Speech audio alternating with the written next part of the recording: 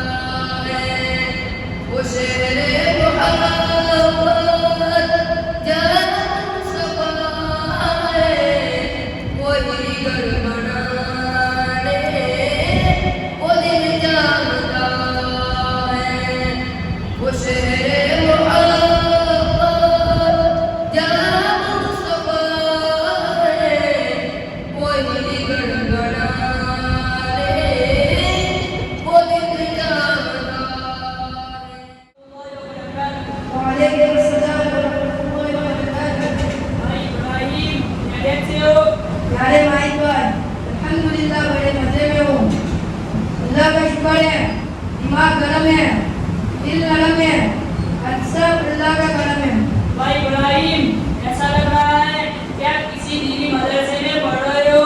جی بھائی پر الحمدللہ میں اپنے پیارے ماں باپ کی فکروں سے مدرسہ الحسین میں تعلیم حاصل کر رہا ہوں. اچھا ماشاء اللہ مبارک ہو.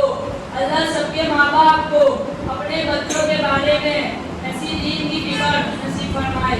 جی بھائی پر دین کی فکر گھروں میں دینی ماحول سے آتی ہے. الحمدللہ میرے گھر میں روزانہ ہمارے ماں باپ فضائل اعمال کی تعلیم کرتے ہیں اور ہم سب بھائی بہنوں کو تعلیم میں بٹھاتے ہیں. ماشاء اللہ بھائی میں بھی آج سے اپنے گھر میں تعلیم شروع کر دوں گا. ماشاء اللہ اللہ آپ کے دینی زندگی کو قبول کرے. بھائی ابراہیم کئی دنوں سے میرے دل میں یہ بات آ رہی ہے کہ میں قرآن شریف کے بارے میں کچھ معلومات حاصل کروں. ہاں کیوں نہیں. آپ کی مہربانی ہوگی اگر آپ مجھے قرآن شریف کے بارے میں معلومات بتائیں. ہاں کیوں نہیں. ہر مسلمان مرد عورت کو قرآن شریف کے بارے میں معلومات ہونی چاہیے. اس لیے کہ قرآن شریف آسمانی کتاب ہے اور اس کے بارے میں معلومات رکھنا ہمارا ایمانی فریضہ ہے. ہاں بھائی اچھا یہ بتائیے قرآن کا ترجمہ کیا ہے؟ پیارے بھائی قرآن کا ترجمہ بار بار پڑھی جانے والی کتاب ہے. پیارے بھائی کلام اللہ شریف کس نبی پر نازل ہوا؟ کلام اللہ شریف ہمارے آقا محمد صلی اللہ علیہ وسلم پر نازل ہوا. میرے بھائی کلام اللہ شریف کون سے مہینے میں اور کس رات میں نازل ہوا؟ پیارے بھائی کلام اللہ شریف رمضان کے مہینے میں اور شب قدر میں نازل ہوا. میرے بھائی پورا قرآن کتنے سال میں اترا؟ پورا قرآن شریف تھوڑا 23 سال کی مدت میں نازل ہوا. میرے بھائی پورے قرآن میں سورتیں کتنی ہیں؟ پیارے بھائی پورے قرآن میں 114 سورتیں ہیں. میرے بھائی پورے قرآن میں رکوع کتنے ہیں؟ پیارے بھائی پورے قرآن میں رکوع 540 ہیں. میرے بھائی پورے قرآن میں مدنی آیتیں کتنی ہیں؟ پیارے بھائی پورے قرآن میں مدنی آیت 6914 ہیں. میرے بھائی پورے قرآن میں مکی آیتیں کتنی ہیں؟ پیارے بھائی پورے قرآن میں مکی آیت 6221 ہیں.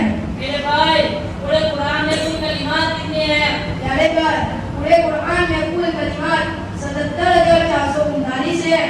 میرے بھائی پورے قرآن میں زبر کتنے ہیں؟ پیارے بھائی پورے قرآن میں زبر 53242 ہیں. میرے بھائی پورے قرآن میں زیر کتنے ہیں؟ پیارے بھائی پورے قرآن میں زیر 39582 ہیں. میرے بھائی پورے قرآن میں پیش کتنے ہیں؟ پیارے بھائی پورے قرآن میں پیش 8804 ہیں. میرے بھائی پورے قرآن میں مد کتنے ہیں؟ پیارے بھائی پورے قرآن میں مد 1771 ہیں. میرے بھائی پورے قرآن میں تشدید کتنی ہیں؟ پیارے بھائی پورے قرآن میں تشدید 1292 ہیں. میرے بھائی پورے قرآن میں نقطے کتنے ہیں؟ پیارے بھائی پورے قرآن میں نقطے 15619 ہیں. میرے بھائی پورے قرآن میں حروف کتنے ہیں؟ پیارے بھائی پورے قرآن میں حروف 3,64,219 ہیں. میرے بھائی پورے قرآن میں پارے کتنے ہیں؟ پیارے بھائی پورے قرآن میں پارے 30 ہیں. میرے بھائی پورے قرآن میں منزل کتنی ہیں؟ پیارے بھائی پورے قرآن میں 7 منزل ہیں. ماشاء اللہ جزاک اللہ سبحان اللہ. پیارے ابراہیم بھائی اللہ آپ کو خوش رکھے. آپ نے الحمد لله وحده والصلاة والسلام على من لا نبي بعده. أما بعد فأعوذ بالله من الشيطان الرجيم. بسم الله الرحمن الرحيم. وكن من الشاكرين. وقال الله تعالى وإن تعدوا نعمة الله لا تحصوها. صدق الله العظيم. وقال النبي صلى الله عليه وسلم نعمتان مغبون فيهما كثير من الناس الصحة والطعام أو كما قال صلى الله عليه وسلم. ابھی میں کتنے مکتب ہوں نہ حافظ ہوں نہ مولانا سدا دل میں غوزی ہے اسناد الحق کا پروانا. تمنا ہے کہ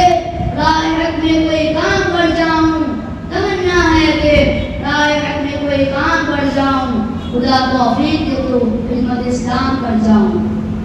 قابل صدر احترام صدر جلسہ صاحب اور معزز علماء کرام اور میرے محترم بزرگوں اور دوستوں، آپ حضرات کے سامنے میں اپنی معصوم زبان سے اللہ کی نعمتوں کے بارے میں عرض کرنے کھڑا ہوا ہوں۔ محترم حضرات، رب العالمین نے ہم تمام کو بہت ساری نعمتوں سے نوازا ہے۔ اگر اللہ کی نعمتوں کو گننا چاہے تو ہم گن نہیں سکتے۔ محترم حضرات، اللہ رب العالمین نے قرآن میں ارشاد فرمایا وَإِن تَعُدُّوا نِعْمَتَ اللَّهِ لَا تُحْصُوهَا، ترجمہ، اور اگر تم اللہ کی نعمتوں کو گننا چاہو تو نہیں گن سکتے۔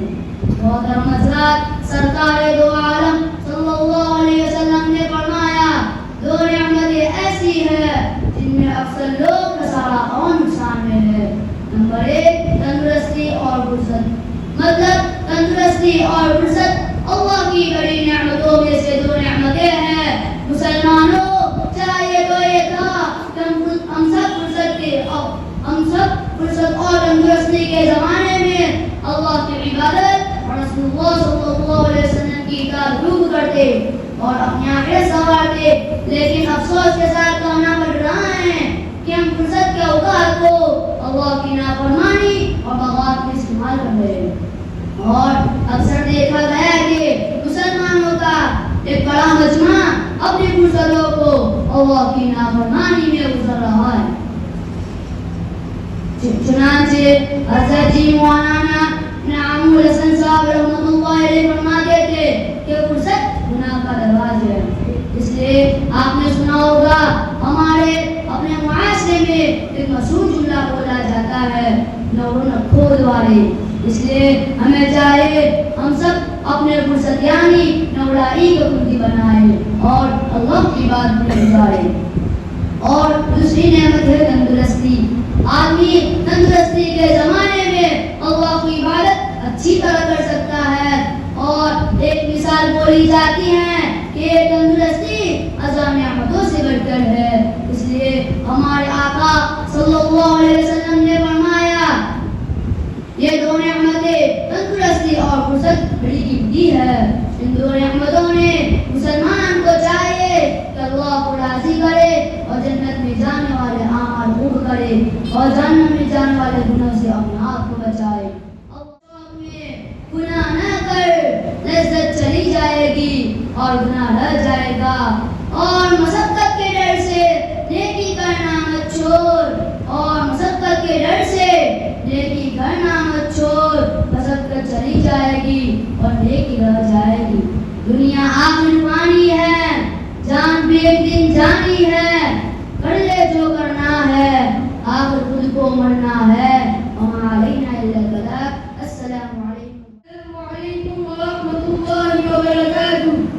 بسم اللہ الرحمن الرحیم۔ وہ جس کے لیے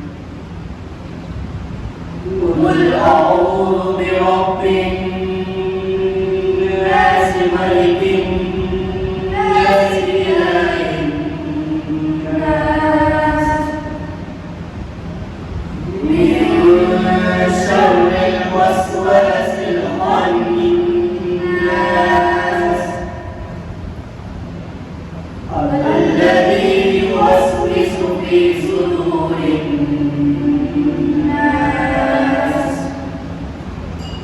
من الجنة والناس. سورة الفاتحة مكية. بسم الله الرحمن الرحيم. الحمد لله رب العالمين الرحمن الرحيم مالك يوم الدين. إياك نعبد وإياك نستعين. اهدنا الصراط المستقيم صراط الذين أنعمت عليهم غير المغضوب عليهم ولا الضالين.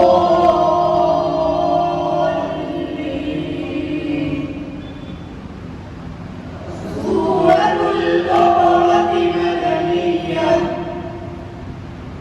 بسم الله الرحمن الرحيم.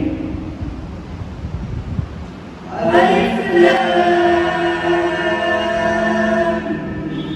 ميم. ذلك الكتاب لا ريب فيه هدى للمتقين الذين يؤمنون بالغيب ويقيمون الصلاة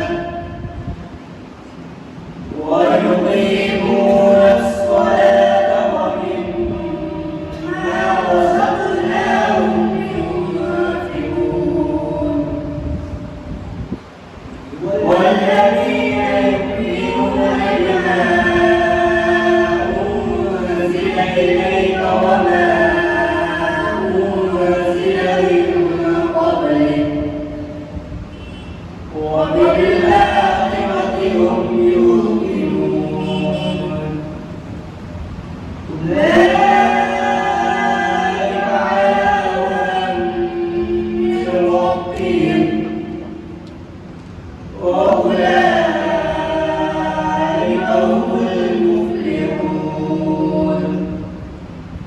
صدق الله العظيم. اللهم صل على محمد وعلى آل محمد وبارك وسلم. اللهم آنس وحشتنا في قبورنا. اللهم ارحمنا بالقرآن العظيم واجعله لنا إماما ونورا وهدى ورحمة. اللهم ذكرنا منه ما نسينا وعلمنا منه ما جهلنا وارزقنا تلاوته آناء الليل وآناء النهار واجعله لنا حجة يا رب العالمين. 6 लाख से जायद का उनका सालाना खर्चा है। मस्तूरात का मदरसा भी माशाअल्लाह चलता है। असर से उम्मीद अल्लाह ताला के तमाम मासूम को फरमाए कि बच्चे आए और अपने सर ले जाए।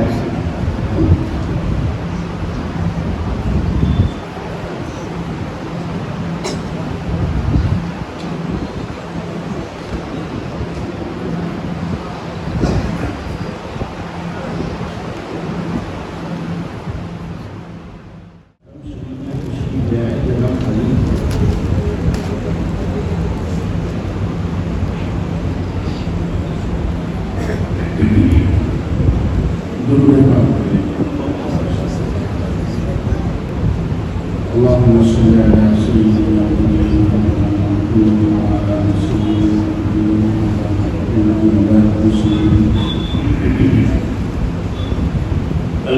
لله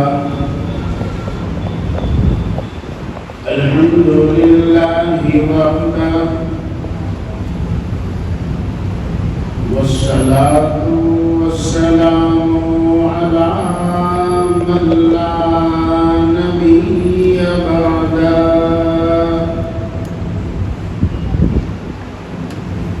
لا نبي بعده ولا نبوة بعده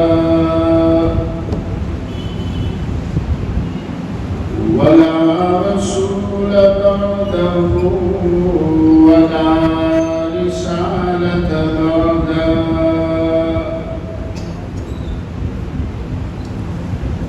أما بعد فأعوذ بالله من الشيطان الرجيم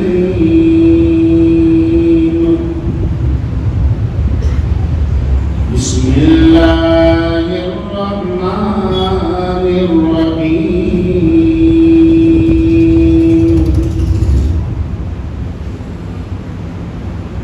الحج أشهر معلومات فمن فرض فيهن الحج فلا رفث ولا فسوق ولا جدال في الحج وقال الله تبارك وتعالى وما أرسلناك إلا رحمة للعالمين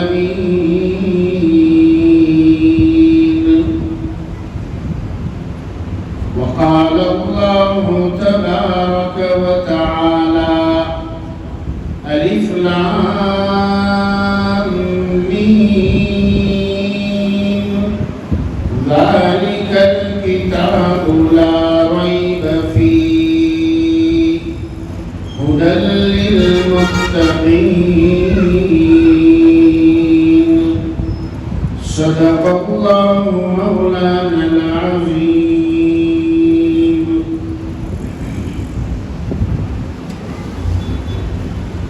الہی پھر عطا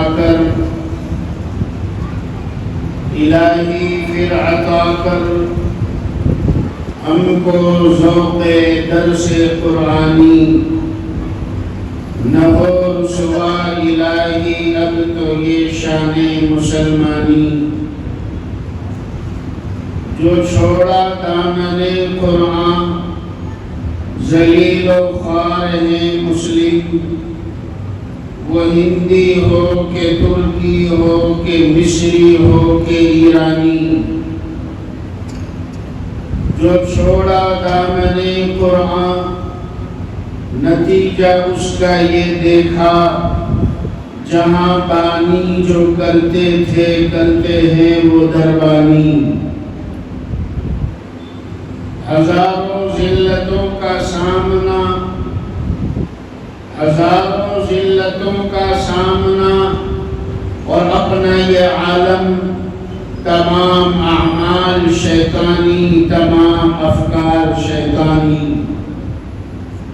بزرگان محترم علماء ذی وقار مہمانان عظام اور میرے عزیز بچوں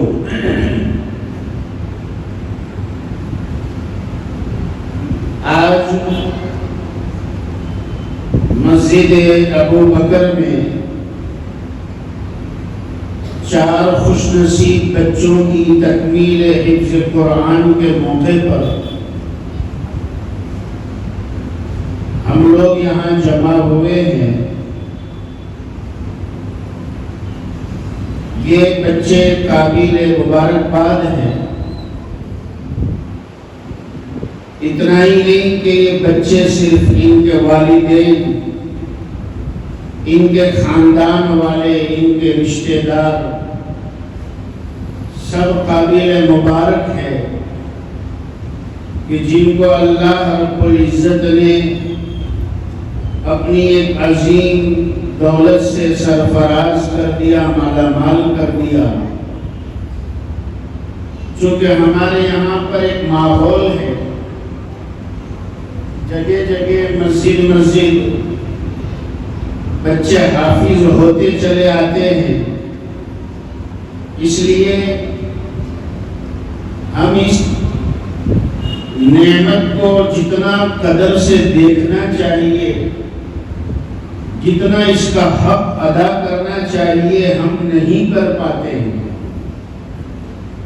دنیا کے اندر بہت سارے ایسے علاقے ہیں، بہت ساری ایسی بستیاں ہیں جہاں پر دور دور تک ایک حافظ قرآن تلاش کرنے پر بھی نہیں ملتا ہے. یہ اللہ کی بہت بڑی نعمت ہے، اور قرآن کریم میں اللہ سبحانہ و تعالیٰ کا وعدہ ہے کہ نعمت پر جتنا شکر گزاری کرو گے ہم نعمت میں اضافہ کرتے چلے جائیں گے. آج یہ بچے، کل اور بچے، پرسوں پھر اور بچے مدرسہ حسنین.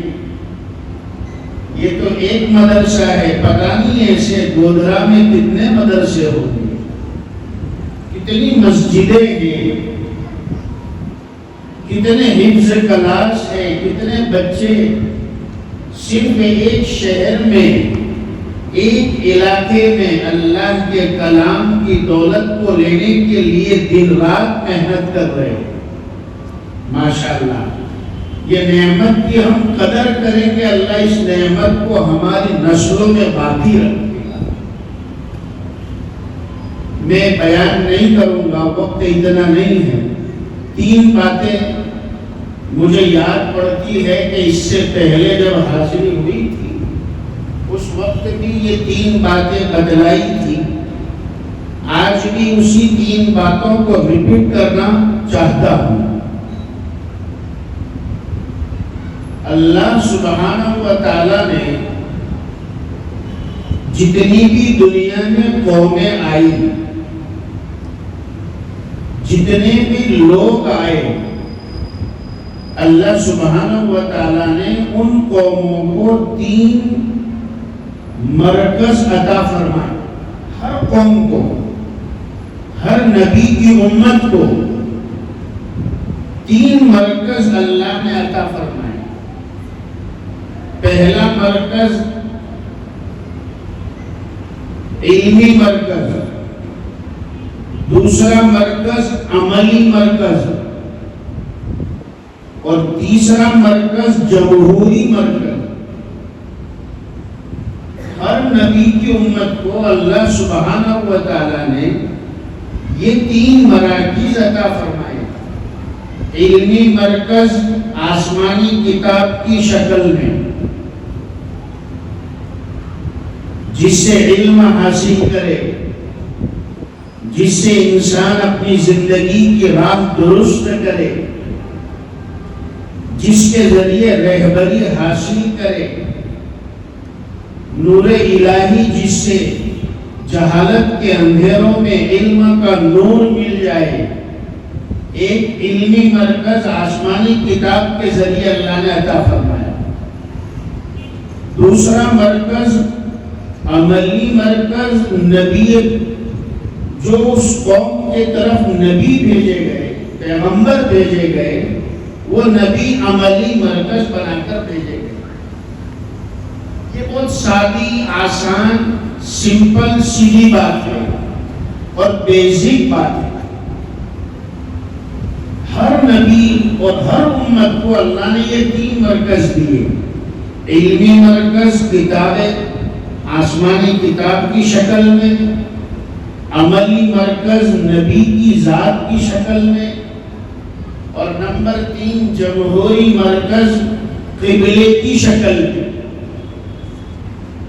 کہ ان قوم کی عبادت کا قبلہ اور اس کا رخ کیا ہو. ہر نبی کو اللہ نے دیا. ہم اور آپ امت محمدیہ صلی اللہ علیہ وسلم میں پیدا کیے گئے، اللہ رب العزت نے اس امت کو بھی 3 بڑے مرکز عطا فرمائے، اور اس امت کو جو یہ مرکز ملے ہیں اگلی امتوں سے بڑھ کر اللہ نے دیے۔ اس امت کو جو علمی مرکز ملا وہ اگلی امتوں کے علمی مرکز سے سب سے اعلیٰ ملا۔ اس امت کو جو عملی مرکز ملا وہ اگلی امتوں کے عملی مرکز میں سب سے اعلیٰ ملا، اور اس امت کو جمہوری مرکز ملا خانہ کعبہ کی شکل میں، تو اگلی امتوں کے جمہوری مرکز سے سب سے اعلیٰ خانہ کعبہ اللہ تعالیٰ نے ہمیں عطا فرمایا۔ میرے پاس 30 منٹ ہے، اور مسجد ابو بکر والے بڑے چالاک ایک گھڑیال بھی سامنے رکھی ہے، اور مفتی صاحب نے وقت دے دیا ہے 3 مرکزوں میں 10-10 منٹ بول کے اپنی جگہ لے لوں گا اور دعا کر دوں گا انشاءاللہ۔ موقع بھی وہی ہے، بہت سارے ایمان والے خانہ کعبہ کے حج کے لیے رفت سفر باندھ چکے ہیں، بہت سے سفر کے بالکل قریب ہے، تیاری ہے، اللہ کے مہمان بننے والے، حج بیت اللہ کی سعادت مندی حاصل کرنے والے، ضیوف الرحمان، مہمان رحمان اور خانہ کعبہ کا دیدار کو جانے والے، اللہ تعالیٰ تمام حجاج کرام کی حاضری کو قبول فرمائے۔ حاجی اللہ کے گھر کی طرف احرام کی 2 کفن نما چادر پہن کر بے سلی ہوئی اور باٹا کے بڑ بھی نکال دیے ہیں، اور سر سے ٹوپی بھی اتار دیے ہیں، اور اللہ کے عشق میں فقیر بن کر، محتاج بن کر اللہ کے گھر کا ارادہ کرتے ہوئے قدم آگے بڑھاتا ہے۔ ہم نے تو اپنے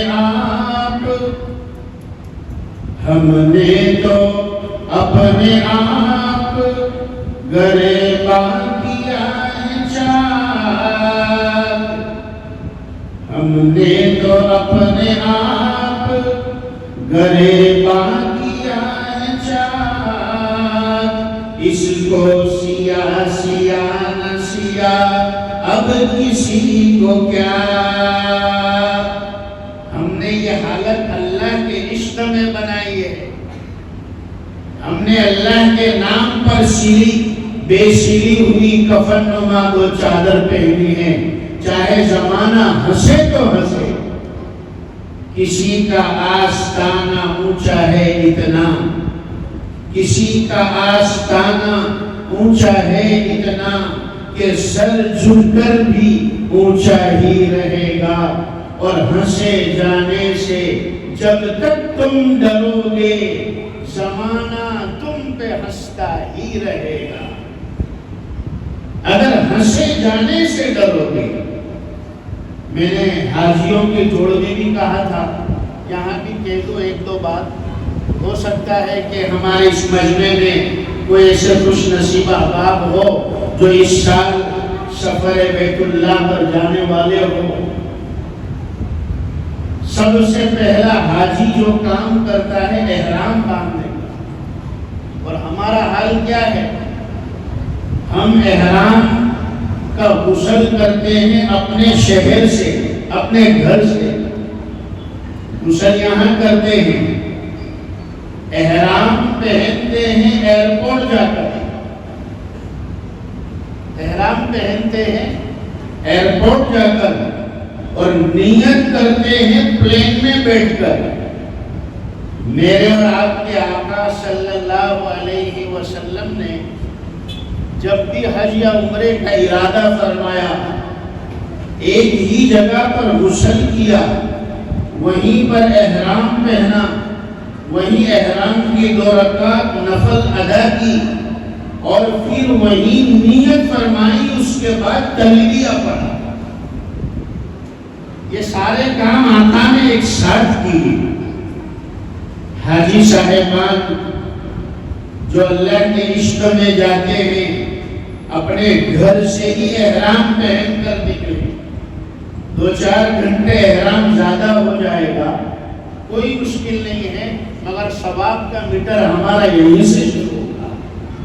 روایتوں میں آتا ہے جب تلبیہ پڑھتا ہے حاجی تو اس کے ساتھ داہنی اور بائیں جانب کے جتنے در و دیوار ہوتے ہیں وہ بھی تلبیہ پڑھتے ہیں۔ ہم تلبیہ پلین میں بیٹھ کر پڑھتے ہیں، لہذا وہاں کوئی در و دیوار ہوتے نہیں ہیں۔ ہم اپنے شہر، اپنے علاقے، اپنے بستی کو یہ موقع دے کہ ہمارا شہر، ہمارا گاؤں، اس کا در و دیوار بھی اللہ کے نام کو بلند کرے، تلبیہ پڑھے۔ اور تلبیہ کیا ہے؟ تلبیہ کیا ہے؟ کسی اردو کے شاعر نے تلبیہ کے مطلب کو اس طرح جمع کیا۔ ہم سب اپنے اپنے موقع پر جو بھی حج اور عمرہ پہ گئے ہیں تو اپنے موقع کو یاد کریں۔ یہ تو دن ہی وہ ہے ذوالقعدہ اور ذی الحج کے مہینے اللہ کے عشق میں حجاج کرام کی مشابہت کرنے کے دن۔ حاجی نہیں ہے کوئی بات نہیں، حاجی جیسے بنو۔ حاجی بال نہیں کاٹتا، حاجی ناخن نہیں کاٹتا، مستحب اور سنت بتایا کہ تم بھی حاجی کی مشابہت اختیار کرو۔ تو تلبیہ کا ترجمہ کسی اردو کے شاعر نے اس طرح جمع کیا ہے۔ حاجی صاحب اللہ کے گھر مکہ جاتے ہیں اور نمازی صاحب اپنے محلے کی مسجد میں آتے ہیں۔ اس اعتبار سے اللہ کے گھر جانے والے دونوں برابر ہیں۔ یہ نیت ہو، ہماری دل کی یہ کیفیت ہو، آیا ہو تیرے در پر خاموش نوالے کر، نیکی سے تہی دامن انبار خطا لے کر۔ اے اللہ تیرے در پر ایسا حاضر ہوا۔ میرے خیال سے گودرا والوں کو ترجمہ کرنے کی ضرورت نہیں ہے، مطلب سمجھانے کی، ورنہ والد محترم تو اکثر یہ کہا کرتے ہیں کہ شعر سننے میں تبھی مزہ آتا ہے جب اس کا مطلب بھی سمجھ میں آئے۔ مگر ہمیں معلوم ہے ہم کہاں بیٹھے ہیں۔ مولانا یعقوب صاحب کا شہر ہے، حضرت مولانا داعی کبیر حضرت مولانا اسماعیل صاحب گودروی دامت برکاتہم مد اللہ فیوزہم و ادام اللہ فیوزہم کا شہر ہے۔ آیا ہوں تیرے در پر خاموش نوالے کر، نیکی سے تہی دامن انبار خطا لے کر، لیکن تیری چوکھٹ سے امید سخا لے کر، اعمال کی ظلمت میں توبہ کی ضیاء لے کر۔ اے اللہ اعمال تو سارے اندھیرے والے تھے مگر توبہ کی لائٹ لے کر آیا، توبہ کی روشنی لے کر آیا ہوں۔ اور کس گھر پر آیا ہوں، یہ کون سا مرکز ہے، یہ کون سا گھر ہے؟ حضرت حسن بصری رحمت اللہ علیہ فرماتے ہیں، آپ نے لکھا ہے، حضرت حسن بصری رحمت اللہ علیہ کا قول ہے کہ جب بھی کوئی فرشتہ اللہ کا حکم لے کر آسمانوں سے زمین کی طرف آتا ہے، سب سے پہلے اللہ کے عرش کے نیچے سے ایک پانی کی نہر بہتی ہے، وہ فرشتہ اس نہر میں غسل کرتا ہے اور پھر اس کے بعد احرام پہنتا ہے اور پھر آسمان سے اتر کر سب سے پہلے اللہ کے گھر بیت اللہ پر آتا ہے اور وہاں آ کر طواف کعبہ کرتا ہے، 2 رکعت طواف کی واجب پڑھتا ہے اور پھر وہ جاتا ہے جہاں اللہ نے اسے جانے کا حکم دیا ہے۔ اے اللہ، یہ کون سا در ہے؟ امید کا مرکز یہ رحمت سے بھرا گھر ہے، اس در کا ہر ایک ذرہ رش کے اختر ہے، اور محروم نہیں کوئی جس در سے یہ وہ در ہے جو اس کا بھکاری ہے، قسمت کا سکندر ہے، یہ نور کا کلثوم ہے، یہ امن کا فوارہ دربار میں حاضر ہے، ایک بندہ آوارہ۔ اے اللہ، گناہوں کا بوجھ سر پر ہے اور نیکی سے دامن خالی ہے، مگر تیرا یہ گھر ہے، یہاں آ کر جہنم کی آگ سے پناہ مانگی جاتی ہے، یہاں خانے کعبہ کو دیکھنے والا وہ ایسا لوٹتا ہے جیسے آج ہی ماں کی پیٹ سے پیدا ہوا۔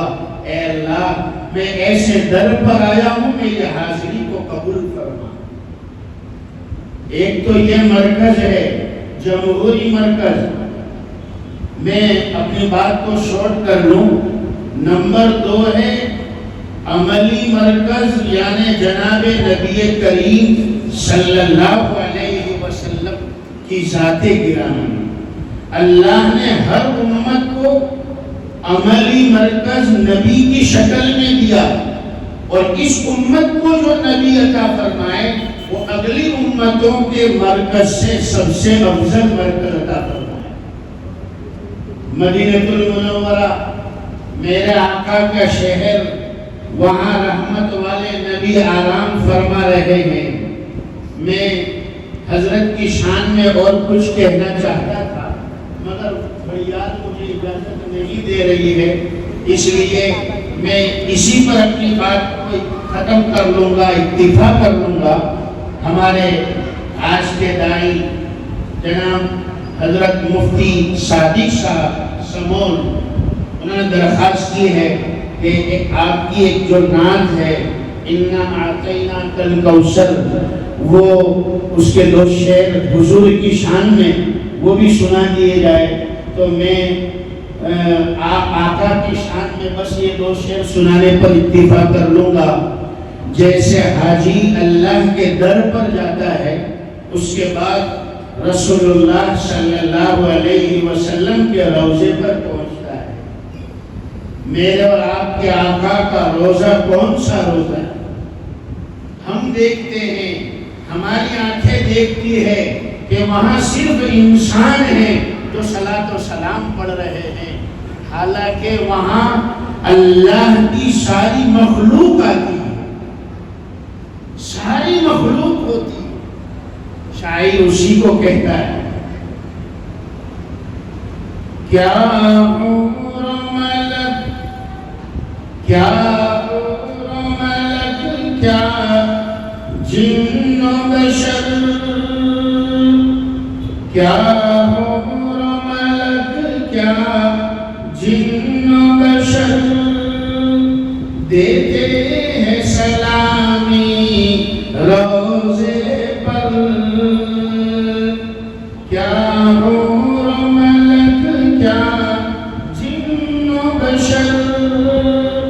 دیتے ہیں سلامی روزے پر، پڑھتے ہیں سبھی یہ، پڑھتے ہیں سبھی یہ شام و سحر، اِنَّا أَعْطَيْنَاكَ الْكَوْثَرَ، پڑھتے ہیں سبھی یہ شام و سحر، اِنَّا أَعْطَيْنَاكَ الْكَوْثَرَ، پھر کیوں نہ پڑھے ہم بھی اکثر، اِنَّا أَعْطَيْنَاكَ الْكَوْثَرَ۔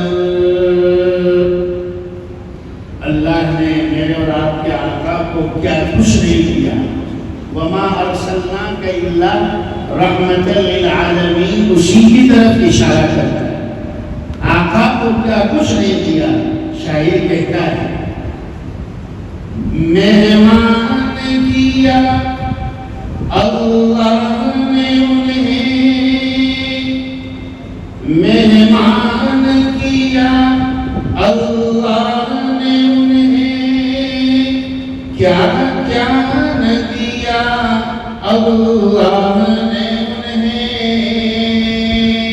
معراج کی رات مہمان کیا اللہ نے انہیں، کیا کیا نہ دیا اللہ نے انہیں، رحمت کا لقب، رحمت کا لقب، سدرا کا سفر، اِنَّا أَعْطَيْنَاكَ الْكَوْثَرَ، رحمت کا لقب، سدرا کا سفر، اِنَّا أَعْطَيْنَاكَ الْكَوْثَرَ۔ نظم لمبی ہے، میں آخری شعر پڑھ دوں جو میں نے خود بنایا ہے اس نظم پر، اور یہ کوشش کی ہے کہ اِنَّا أَعْطَيْنَاكَ الْكَوْثَرَ کی 3 آیتیں ہیں، تینوں آیتوں کا مطلب ایک ایک جو ایک کڑی کے اندر سمجھا دیا جائے۔ انشاءاللہ یہ علماء اور طلباء کو لطف آئے گا، اور ہمارے مولانا یعقوب صاحب سے تصدیق چاہوں گا کہ یہ میں نے سمجھانے کی کوشش کی ہے ایک شعر بنا کر اس میں۔ ہے دین الہی الکوثر، ہے دین الہی الکوثر، ہے حکم خداوندی وانحر، اللہ کا حکم ہے قربانی کرو، اللہ کے نام پر جانور کو ذبح کرو، بسم اللہ اللہ اکبر کہہ کر، جیسے میرے خلیل حضرت ابراہیم علیہ السلام نے اللہ کے حکم پر اپنے اکلوتے بیٹے حضرت اسماعیل علیہ السلام کو ذبح کرنے کے لیے تیار ہو گئے۔ قربانی کرو، ہے دین الہی الکوثر، ہے حکم خداوندی وانحر،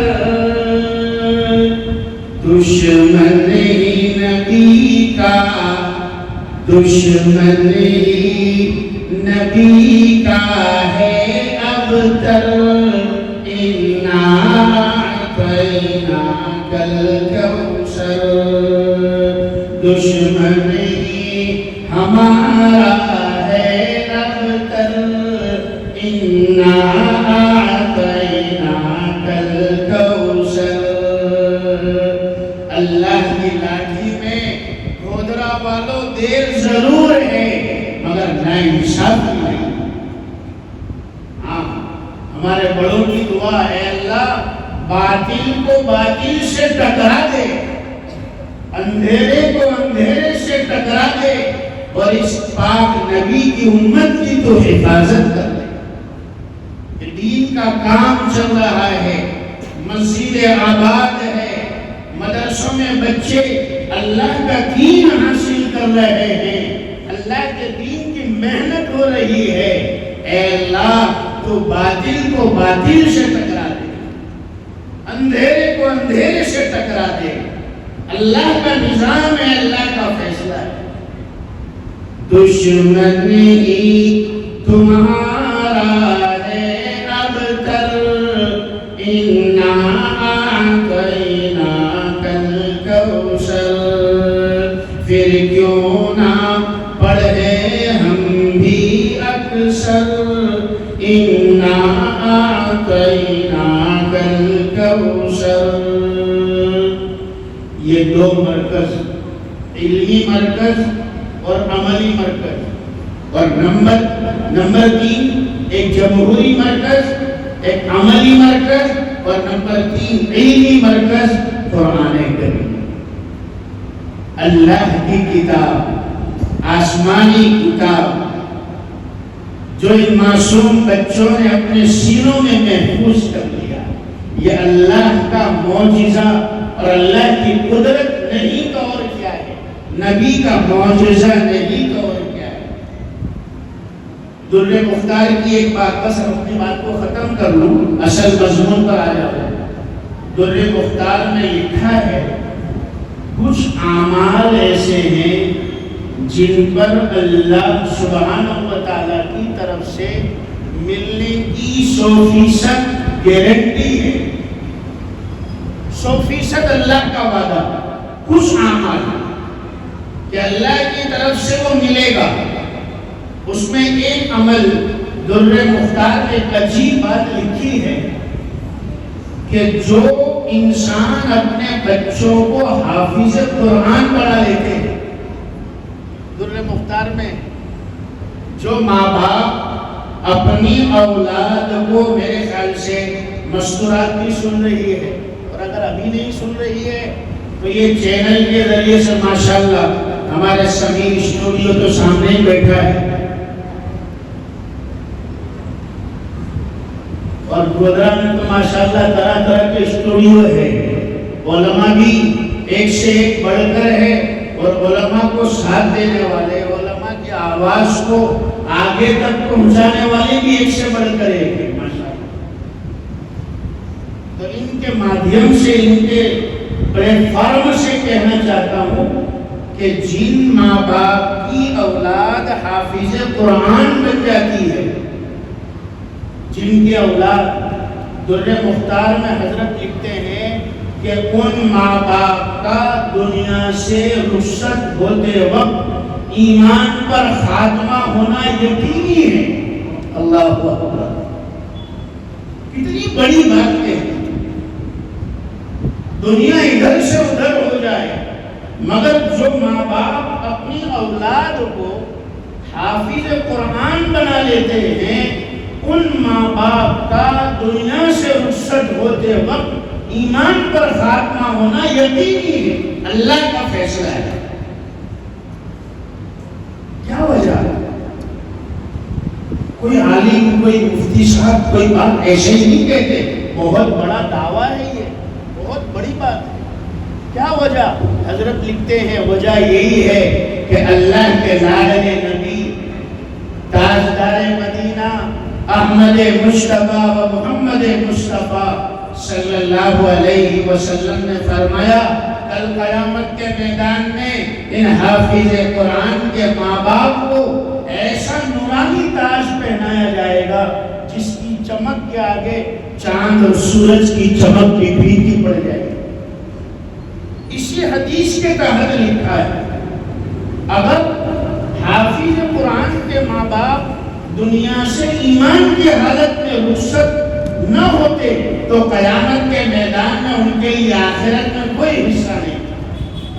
اولئک لا خلاق لهم فی الآخرہ، مگر حافظ قرآن کے ماں باپ کو آخرت میں نوازنے کا گارنٹی ہے۔ معلوم ہوا دنیا ادھر سے ادھر ہو جائے، حافظ قرآن کے ماں باپ موت کے وقت ایمان کی حالت میں دنیا سے رخصت۔ اتنا بڑا عمل ہے، گودرا کے میرے بھائی، یہیں پر ہماری تقریر ختم ہے۔ اسی فضیلت پر اللہ تعالی ہمیں ان حافظ قرآن کی قدردانی کی توفیق عطا فرمائے۔ ان کا اساتذہ کرام، مدرسوں کے ذمہ داران، اللہ تعالیٰ ان کی قدردانی کے ہمیں ایک توفیق عطا فرمائے۔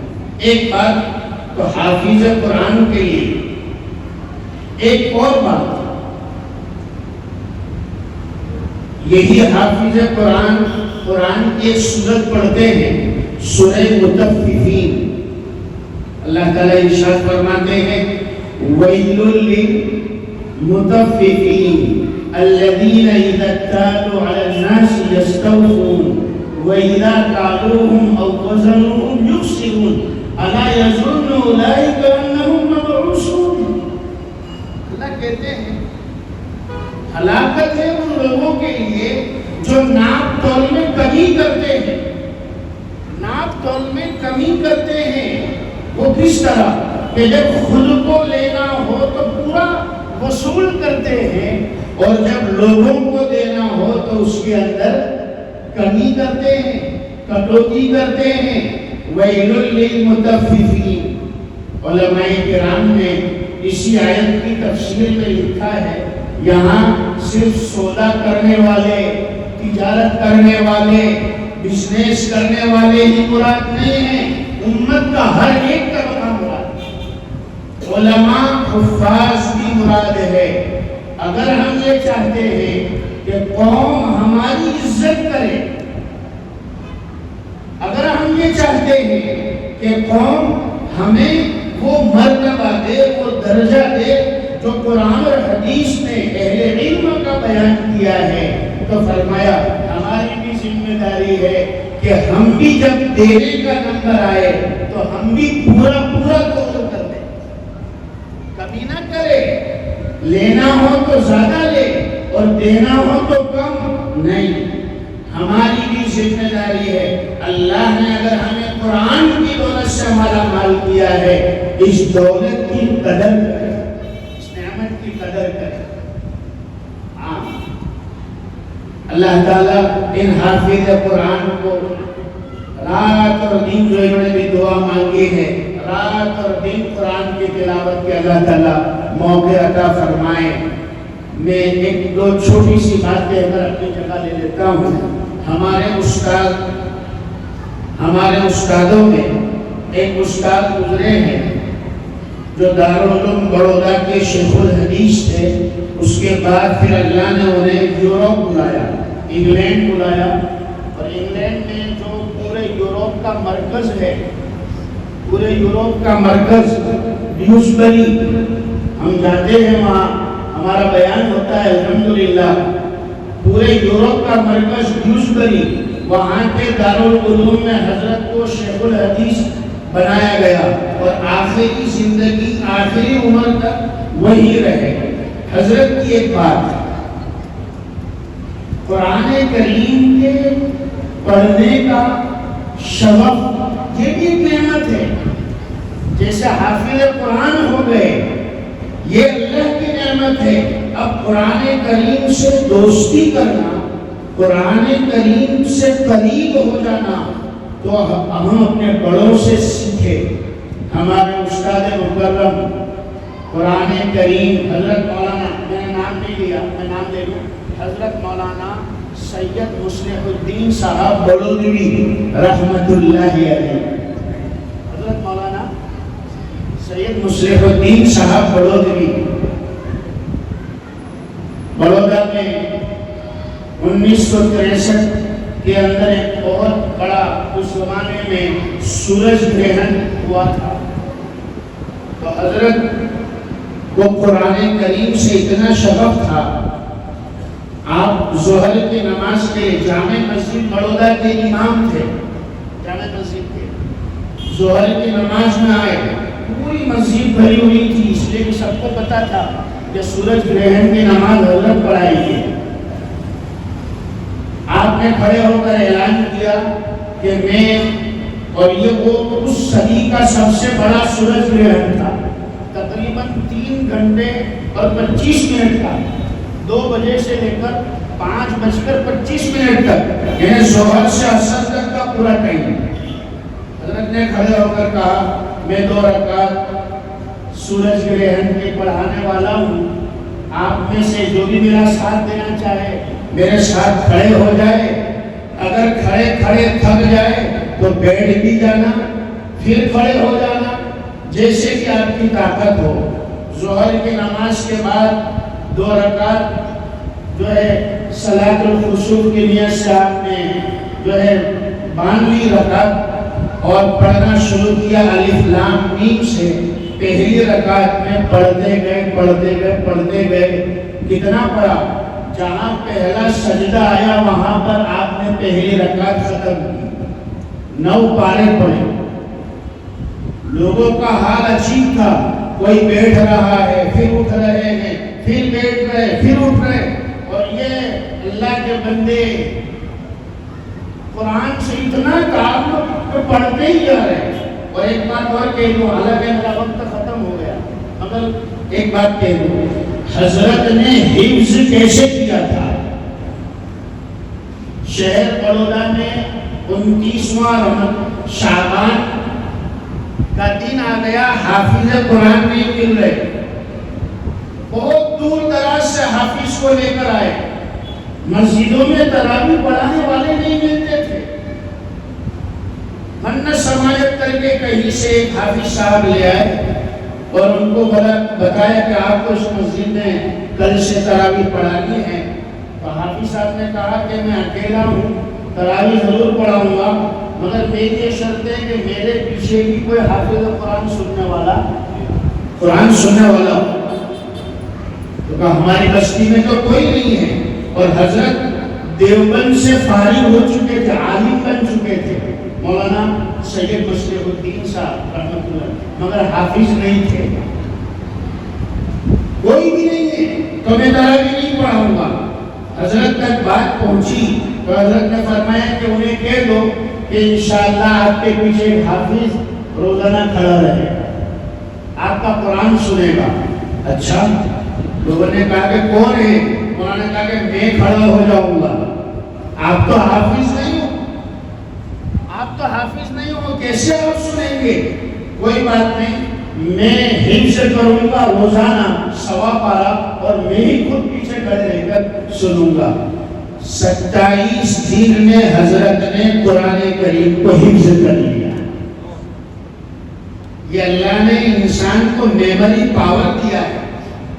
کیا جی بی اور یہ ایم بی، چھوٹا چھوٹا بچہ آج تو ہمارا جانتا ہے 1 جی بی یعنی کتنا اور 2 جی بی یعنی کتنا۔ اللہ نے ہر انسان کے دماغ میں ہپو کیمپس رکھا ہے، میموری پاور رکھا ہے، اور وہ کتنا ہے لکھا ہے، سائنٹسٹ لکھتے ہیں ہر انسان کے دماغ میں اللہ رب العزت نے 1000 جی بی کے بقدر، معاف کرنا 1000 ٹی بی کے بقدر طاقت رکھی ہے، میموری رکھی ہے۔ 1000 T B terabyte, K B, M B, G B اور پھر ٹی بی، یعنی 1000 ٹی بی۔ تو جی بی کتنے ہو گئے پتہ ہے؟ کتنے جی بی ہو گئے؟ 30 لاکھ جی بی ہو گئے، 30 لاکھ ایک آدمی کے چھوٹے سے دماغ میں۔ اور اس کو اپنے دوسری زبان میں سمجھے تو یہ سمجھ سکتے ہیں کہ کوئی ایسا ویڈیو ہو، ہم 2-3 گھنٹے کا تو ویڈیو دیکھتے ہیں، مولانا تو بھی اشارہ کیا ہے، اب وقت نہیں ہے کہ اس پر کچھ کہے، 2-3 گھنٹے کا ویڈیو دیکھتے ہیں۔ فرمایا کہ ایک آدمی کے دماغ میں اتنی میموری پاور ہوتا ہے کہ اگر اس کا ویڈیو بنایا جائے تو فرمایا کہ 30 لاکھ گھنٹے کا ویڈیو بن جائے، جسے 300 سال تک انسان دیکھتا رہے، تب جا کر اتنی طاقت ہے ہمارے دماغوں میں، اللہ نے قدرت رکھی ہے۔ میرے بھائی اور بزرگوں، حضرت 27 دن میں قرآن کریم حفظ کر لیا، اور پھر اتنا شغف کہ صلاۃ الخسوف جب سورج گرہن کی پڑھائی 9 پارے پہلی رکعت میں तीसरी रकात में 5 पारे, इस तरह तकरीबन 13.5 पारे 2 रकात में पढ़े और सलाम फेरा। 5:25 हो चुकी थी, सूरज ग्रहण भी खत्म हो गया। ये कुरान से दोस्ती और कुरान से ताल्लुक। फरमाया कि जब मैं हज में गया, आपके सवाने में लिखा है, आखिरी बात आपके सवाने में लिखा है कि जब हज में गया तो मेरे दिल में ऐसा शौक पैदा हुआ कि हदीम के हिस्से में खड़े रहकर कुरान करीम को नफल में खत्म करूं। अब हदीम का हिस्सा और हज का जमाना, मगर वो जमाने में इतने हाजी नहीं होते थे। ईशा के बाद आप हदीम में चले गए, 2 रकात नफल नमाज की नियत कर ली, 2 रकात में 15 पारे खत्म किए फजर तक, और दूसरे दिन फिर 2 रकात में उसी जगह 15 पारे खत्म करके पूरा कुरान हज के जमाने में हदीम के हिस्से में आपने खड़े रहकर नवाफिल में कुरान को खत्म किया है। ये बच्चों को भी अल्लाह ने ताकत दी है। हमारे बच्चों में क्या सलाहियत है हम नहीं जानते। हम अपने बच्चों को अल्लाह के दीन से, अल्लाह के कलाम की तालीम से, मदरसों से करीब करें। अल्लाह ताला इन बच्चों को भी कबूल फरमाए, इनके असातिज़ा को कबूल फरमाए। मदरसा अल हसनैन जो मेदा प्लॉट समोल प्लॉट पर वाक़ है, अल्लाह ताला उस मदरसे को दीन दुनी रात चौगुनी तरक्कियात से मालामाल फरमाए। और मस्जिद अबू बकर के जितने भी जिम्मेदार हैं, नमाजी हैं, जिन्होंने आज थोड़ा सब्र किया, ईशा की नमाज से ज़्यादा मेरे ख्याल से खाने में सब्र किया है। शेख बद्र शेख बातिन से मुकद्दम है, तो आपने जो सब्र किया है खाने के लिए, नमाज के लिए, और मस्जिद वालों ने जो है मुझे बर्दाश्त किया, इन बच्चों की वजह से अल्लाह ताला हमारे इस मिल बैठने को कबूल फरमाए। और हमारी नस्लों के अंदर भी अल्लाह ताला हाफिज़ कुरान, आलिम कुरान, आमिल कुरान, हामिल कुरान के खजाने और फव्वारे और आबशारे अल्लाह ताला जारी सारी रखे। आमीन। व आखिरु दावाना अनिल हम्दुलिल्लाहि रब्बिल